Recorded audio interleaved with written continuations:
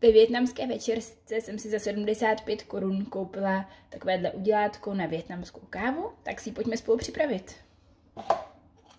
Takhle to vypadá.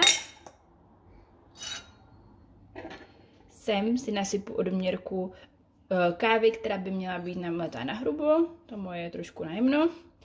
Tak se sype, nevadí.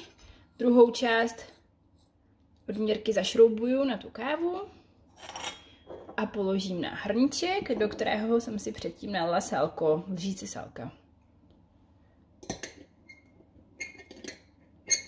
Není to úplně hrneček, který by na to byl určen, tak to úplně dobře nesedí, ale já to tam udržím.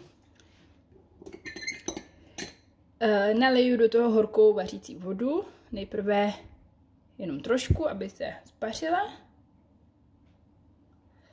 A potom, až mi vyteče, to naliju do plna a přiklopím a nechávám odkapávat. Nechávám to prokapat a až to celý vyteče, tak je káva hotová. Tak káva už překapala.